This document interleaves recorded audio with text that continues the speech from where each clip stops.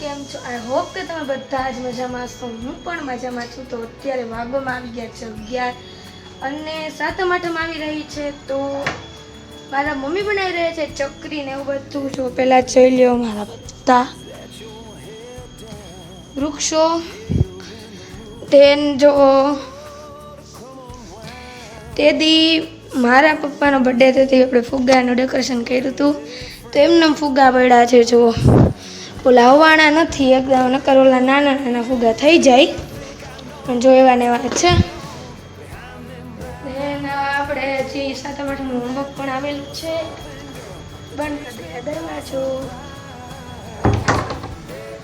આપણે જઈએ નીચે.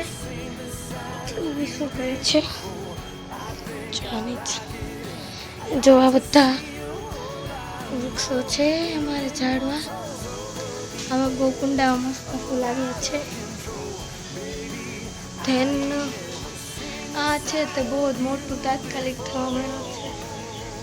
મારા મમ્મી બનાવે છે ચકરી જીરાપુરી. ચપાટી શું બનાવો છો મમ્મી? ચકરી બનાવવાની. બીજું જીરાપુરી. તો આપણે ચકરી માટે લઈ લીધા છે તલ, પછી લીમડાની પેસ્ટ, એકદમ ઝીણો લીમડો છે તે કટરમાં આપણે કરી લીધું છે. આ છે આદુ મરચાંની પેસ્ટ ને આ છે બાફેલો લોટ જે કુકરમાં આપણે બાફ્યો તો ઘઉંનો લોટ. તે મારા મમ્મી હવે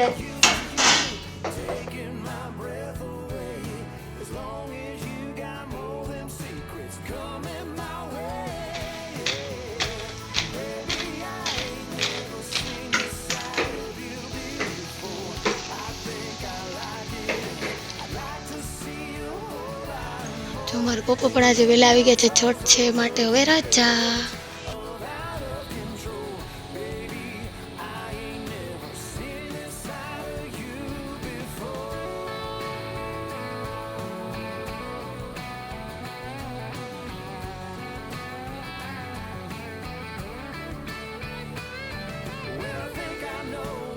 કરું છું તે હોમવર્ક સાતમ આઠમનું આપેલું છે તે હોમવર્કમાં છે દેખાડું. કहाँ ગયા? જો ઇંગ્લિશમાં 10મા ધોરણની શોર્ટ નોટ છે તે 5 વાર લખવા આવી છે બધાને. તે આપણે લખી લઈએ. ચાલો તેન પાકી પણ કરવાની છે. ચાલો લખી લઈએ, પાકી કરી લઈએ. તો આપણી ચકરી બન્યા બાદ બની ગઈ છે જીરાપુરી, જે બધાને ભાવતી હોય. અમારા ઘરમાં ભાવે છે અને બહુ ક્રિસ્પી થઈ છે. અને ત્યારબાદ ત્યાં વડિયા છે. હું વડિયા નથી ગઈ, પણ મારા દીદીએ બ્લોગ શૂટ કર્યો છે ત્યાં. તો ત્યાં શું શું બનાવ્યું તે તમે જોતા જાઓ.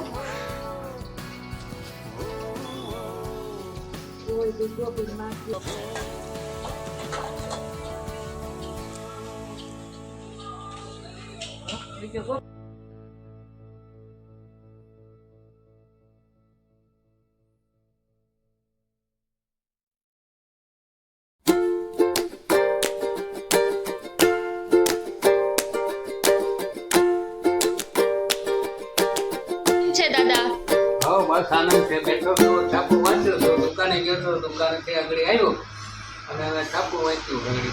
ઠીક, સારું છે ને? હા સારું છે. તબિયત તો સારી. તો વાંધો નહીં. આટા વિશે આવું છું ને બહુ આનંદથી રહી. તો દાદાને મળ્યા બાદ આપણે બનાવવાના છે પકોડા મારા આંટીને ઘરે. તો જો અત્યારે મારા બા અને મારા દીદી બંને પકોડા ભરે છે અને મારા આંટી છે તે તળતા જાય છે. ના, એ ચટણી બનાવે છે.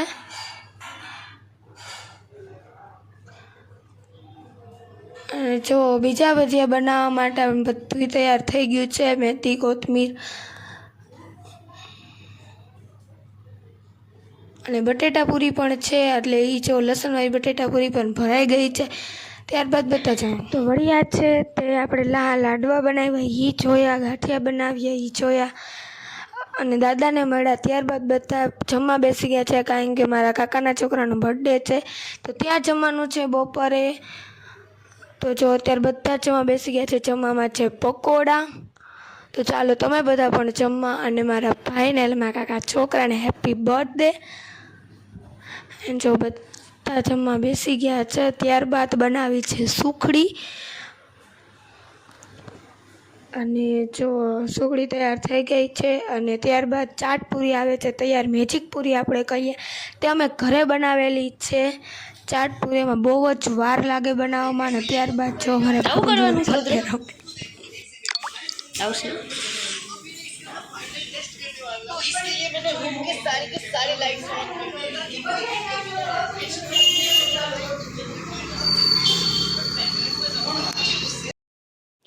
તો વડિયાનું વાતાવરણ જોઈને આપણે રાજકોટના વાતાવરણમાં આવી જઈએ. મારા મમ્મી મોહનથાળની બનાવે છે ચાસણી. મોહનથાળની તમારે રેસીપી જોઈ હોય તો ક્રિસમસ વ્લોગની અંદર 1 કે 2 દિવસમાં મળી જશે. ત્યારબાદ અમે ગયા ફરસાણની દુકાને, ફરસાણ 1-2 લેવા, બાકી તો ઘરે બનાવ્યું છે.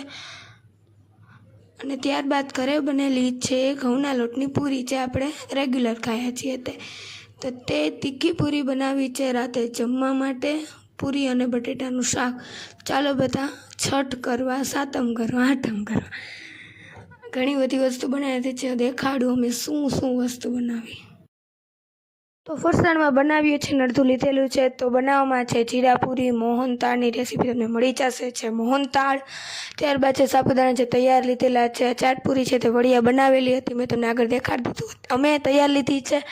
ત્યારબાદ તીખા ગાંઠિયા તે પણ આપણે તૈયાર લીધા છે. ત્યારબાદ છે સેવ, જાડી સેવ, તે આપણે બનાવેલી છે ઘરે. બાય.